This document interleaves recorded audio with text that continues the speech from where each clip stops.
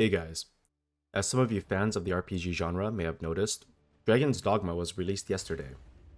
Personally, I thought there was a lot of hype on the release, and I was expecting the game to be a blowout success. As a matter of fact, I was even hoping to get the game sometime. So I went onto Steam to put the game onto my wishlist, and something interesting caught my eye. You see it too? The game's reviews are not what you would expect for a game with so much build-up and hype. This got me thinking, what is it that makes the community dislike the game so much? Is this salvageable for Capcom? What does this mean for the future of Capcom games? Not having the money for purchasing the game in order to make this review, I relied heavily on third-party experiences and my observations of others as they played through the game, supplemented through a few hours of browsing through videos, walkthroughs, guides, and farms, in order to make this video as early as possible to ride the wave of hype. As such, I do not have as clear of an understanding of core game mechanics as players would. So, if there are any gaps in my knowledge, feel free to drop a comment below filling in that knowledge gap, or correcting me on any mistakes that I made. I want this video to be informative for any new players who are looking to buy the game, rather than pushing a potentially misinformed narrative. Let's start with the most common complaint about the game, the monetization. Dragon's Dogma 2 is released at a hefty AAA game price of 95 Canadian dollar redues. I couldn't complain about paying the extra dollar for a well-polished game, as I found that games like Baldur's Gate 3 was more than worth the experience and price. Now, cue the microtransactions. You know, when I first made the What If Monster Hunter was produced by Blizzard video, I meant for the video to be a joke, not a prophecy. To add insult to injury, many of the game's basic quality of life features are locked behind a premium currency. We have already seen the shortcoming of games that rely heavily on microtransactions for purposes of convenience. I probably do not have to point out which companies already exploit this monetization scheme for an under-delivered game. However, most of the premium currencies can be earned through various methods in-game, such as opening chests and having your main pawn hired by other players. Therefore, the conclusion I can draw from the community's complaints isn't necessarily the microtransactions in and of itself, but rather that they do not add anything towards the overall experience of the game. The second issue that players have with the game is the poor optimizations made on the game, forcing streamers and players with middle-of-the-road PCs to tune their game down to near lowest settings. Let's just compare the game that we were promised and the game that most people are playing right now.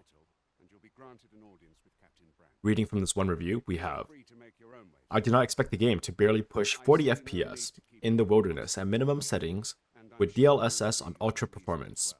This was bad. I did not want to write a negative review, but when the first cutscene is so out of sync that the dragon starts talking to me before the knight has finished his speech, I should have known something was wrong. From the initial perspective of a lot of first-time players, the game is unfinished and unpolished, with many features not being ready for mass consumerism. The lack of quest item restrictions have supposedly caused players to break their progress, making them unable to continue with the storyline. Other players are reporting the following: load last save from in, or safe place, implies that it would load the save you made from the last campfire as well. This is not the case. Do not make the same mistake I did. Lost 4 hours of progress. Why they made it like this, I don't know. Either fix the prompt to make it last ins specifically, or allow loading to campfire save. Ending the review with early access game. So, how can Capcom fix this debacle? Let's start with the easier of the 2 points, fixing optimization. This will eventually come with time. As Capcom continues to develop and improve the game, players can probably expect major optimization fixes, and removing the need to kill NPCs in order for the game to run at a frame rate higher than the average age of a League of Legends player. As players continue to find bugs and issues, and voicing their feedback, problems should be fixed rapidly. As players continue to find bugs and issues, and voicing their feedback, problems should be fixed rapidly. as Capcom's resources are likely focused on the success of Dragon's Dogma 2 at the moment. What? Did you expect me to wave my hands and make shitty code and bad game design disappear? Sit tight and wait for the updates. Now, let's move on to the more complex of the issues. Microtransactions. Microtransactions will not just go away, no matter how much people whine. However, Capcom can instead make the microtransaction and add-on shop a meaningful addition, rather than a lazy way to obtain premium currency and its associated perks. Without removing any of the Rift Crystal purchases already available, Capcom can add longevity to the game by adding purchasable content that add towards the experience. Let's take a look at Monster Hunter World as an example. While Monster Hunter World has a list of microtransactions, they are not the subject of the community's hate. Why is that? There is also a character edit voucher that is needed to change a character appearance. Since a core component of Monster Hunter is its multiplayer, it would make sense to add a small charge to change appearances. However, it makes little sense to charge a premium currency for a game that is single player, where your appearance is for personal enjoyment only. Instead, it makes sense to add a pawn editing function as the paid single-use item, but having the character editing work under the same constraint only makes the game look greedy. Monster Hunter World and Rise's emote system also has a list of microtransactions, but they add small additional enjoyment towards the overall experience, such as fun dances that you might not have otherwise.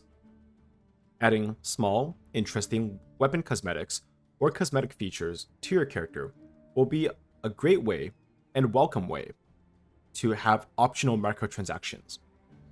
This can even improve longevity by making these features purchasable using premium currency so that players are able to work towards these cosmetics in-game. With some of the suggested solutions in place for the game as they continue to develop and improve the pseudo-early access game, I think it is important to talk about the implications of these decisions and the launch. Capcom has been largely accredited for well-received games, with most of its flack being received from DLC content, such as the Ultimate Pass for Street Fighter VI. Dragon's Dogma can either be an outlier in performance, where Capcom notices the error of its monetization strategy and lack of respect for their consumers by releasing a flawed game, or it can be signaling a downturn in Capcom's future, with such a highly anticipated game becoming a huge flop on release.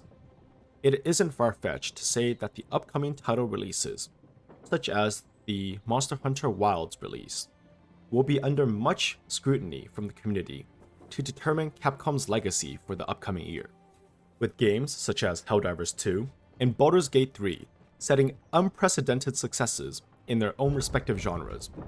Large corporations are being forced to meet the bar that smaller developers have been putting up.